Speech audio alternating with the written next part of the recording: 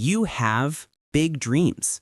You want success, freedom, and the life you've always imagined. But there's a problem. You're lazy. You know exactly what needs to be done, but you don't do it. Then comes the guilt, because deep down, you know you're capable of more. Days go by, then weeks. Eventually, that guilt fades. Not because it's gone, but because you've accepted it. A new year arrives, and you set the same old goals again. You start strong, full of motivation, but slowly, procrastination creeps back in. Before you realize it, you're stuck in the same loop. A few productive days followed by nothing. And then you label yourself as a lazy person.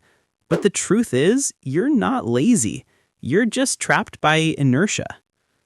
Most self-help videos tell you to delete social media, remove distractions, or change your environment. And while those tips can help a little, they only treat the symptoms, not the root cause. Because the real problem isn't motivation, it's inertia.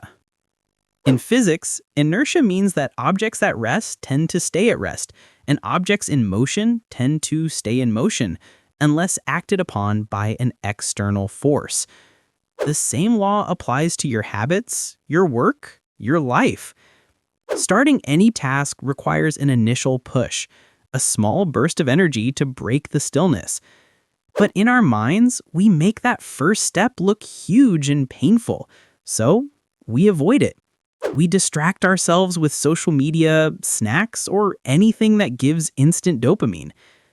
If you want to break procrastination, you have to break inertia. And there are two simple ways to do that.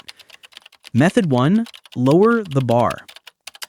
The hardest part is starting, so make it as easy as possible. Don't tell yourself, I have to write a 5,000-word essay. Instead, say, I'll just write 50 words.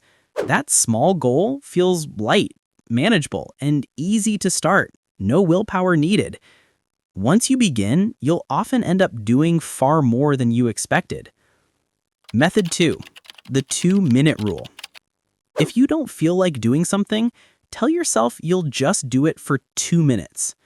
If you don't want to clean your room, play one song and clean only while it's playing. The funny thing, once you start, you rarely stop. Because an object in motion stays in motion. Once you push past that first bit of resistance, momentum takes over. At first, it's like pushing a heavy ball uphill, but once it starts rolling, it moves on its own. That's why your first push should always be small, simple, and effortless. You can use these two methods anywhere to go to the gym, work on your side hustle, study, or even strengthen your relationships. As Martin Luther King Jr. once said, you don't have to see the whole staircase, just take the first step. Because that first step creates motion, and motion creates progress.